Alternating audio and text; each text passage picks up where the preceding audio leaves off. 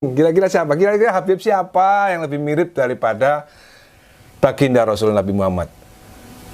Yang ada di otakmu kira-kira Habib siapa? Kira-kira bisa nggak? Bisa nggak memimpin peperangan 700 orang melawan 3.000 orang? Ini kita cuma bicara Habib aja ya, yang lainnya mundur dulu gitu. Kira-kira Habib siapa? Jawaban sendiri. Nah, saya nggak mau ngomong, nggak mau komentar. Kira-kira siapa? Nah, itulah kira-kira cara memahami dakwah Islam dengan benar, dengan sejarah. Jadi yang ngomong-ngomong bahwa Nabi Muhammad itu berkata lembut, Nabi Muhammad itu sopan santun orang, ya memang iya. Tapi ketika Nabi Muhammad dibutuhkan untuk keras, ketika dibutuhkan untuk bacok, ketika dibutuhkan untuk nombak, naik kuda, jago, mimpin perang jago, itu lain lagi ceritanya. Nah, kira-kira siapa teman-teman? Siapa teman-teman? Habib yang kira-kira lebih mirip kepada.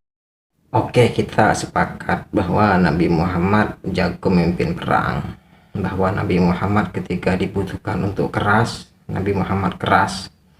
Ketika dibutuhkan untuk seperti istilahnya Ahmad Dhani tadi, ngebacok dan nombak, itu jago. Pertanyaannya adalah bisa tidak sifat Nabi yang seperti itu dipraktekkan di Indonesia? Bisa tidak sifat Nabi yang marah-marah, sifat Nabi yang keras, yang ngebacok, yang ngenombak dipraktekkan di Indonesia? Bisa tidak?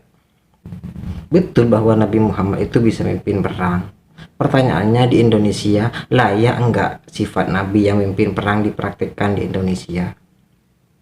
Nabi Muhammad memimpin perang kapan? Ketika orang-orang kafir sudah angkat senjata melawan orang-orang Islam. Pertanyaannya, di Indonesia layak tidak dipraktikkan sifat itu?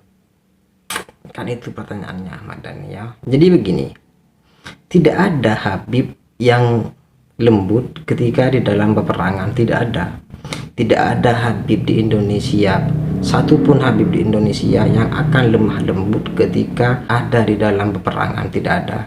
Katakanlah Habib yang paling terkenal lembut di Indonesia adalah Habib Jindan. Apakah Habib Jindan kemudian akan lemah lembut ketika bangsa Indonesia dijajah oleh orang-orang kafir? Kan tidak mungkin. Tidak ada Habib yang tidak akan keras ketika berada di dalam peperangan. Tidak akan ada Habib yang lemah lembut ketika ada di dalam peperangan. Tidak akan ada. Pertanyaannya adalah, bisa tidak mempraktikkan sifat Nabi yang tadi seperti yang Ahmad Dhani katakan, ngebacok, yang nombak, dipraktikkan di Indonesia? Bisa tidak? Kan itu pertanyaannya. Nah, jadi harus dibedakan antara dakwah dengan jihad. Kalau dakwah memang harusnya lemah lembut, kalau jihad memang dengan kekerasan. Pertanyaannya adalah, di Indonesia ini bisa tidak jihad itu dipraktikkan di Indonesia? Atau yang seharusnya dipraktikkan di Indonesia adalah cara Nabi di dalam berdakwah? Kan itu yang terpenting sebenarnya. Jadi masalahnya adalah, di Indonesia ini adalah medan jihad atau medan dakwah. Kalau di Indonesia ini adalah medan jihad, maka yang harus kita perangi siapa?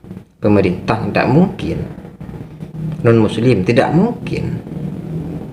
Sesama umat Islam? Tidak mungkin juga. Jadi mau jihad melawan siapa di Indonesia ini? Nah, jadi kalau Ahmad Dhani tadi berbicara mengenai cara memahami sifat Nabi atau dakwah Islam berdasarkan sejarah, saya sekarang berbicara mengenai konteks, cara menerapkan sifat Nabi berdasarkan konteks. Pertanyaannya adalah, di Indonesia ini adalah konteksnya konteks dakwah atau konteks jihad? Nah, memahami sifat Nabi berdasarkan konteks itu sangat penting supaya umat Islam tidak mempraktekkan sifat Nabi yang keras, sifat Nabi yang ngebacok, sifat Nabi yang nombak seperti yang diistilahkan oleh Ahmad Dhani pada tempat yang salah. Karena ketika umat Islam melakukan jihad di tempat yang tidak seharusnya mereka melakukan jihad seperti di Indonesia, maka yang rugi bukan hanya umat Islam, tetapi negara Indonesia dan bangsa ini yang rugi. Kenapa kemudian ada pengeboman terhadap non-muslim yang di Bali? Kenapa kemudian ada pengeboman terhadap gereja yang dilakukan oleh sebagian umat Islam? Karena mereka mempraktikkan sifat Nabi yang seharusnya berada di medan perang, mereka praktikkan di Indonesia yang bukan medan perang. Jadi bagi Ahmad Dhani penting untuk tidak membangkitkan semangat umat Islam untuk melakukan jihad di tempat seperti Indonesia ini yang tidak seharusnya ada jihad. Karena ketika ada jihad di Indonesia, maka hanya ada 3 kemungkinan yang harus kita perangi. Yang pertama adalah pemerintah, tidak mungkin. Yang kedua adalah non-muslim. Yang ketiga adalah sesama umat Islam. Jika umat Islam mempraktikkan jihad di Indonesia, yang rugi bukan hanya umat Islam, sekali lagi yang rugi bukan hanya umat Islam, tetapi kita sebagai bangsa yang rugi. Karena pada akhirnya Indonesia tidak ada bedanya dengan negara-negara di Timur Tengah seperti di Suriah. Kenapa kemudian terjadi peperangan di Suriah? Karena masing-masing dari kelompok memiliki semangat jihad yang tidak seharusnya mereka lakukan di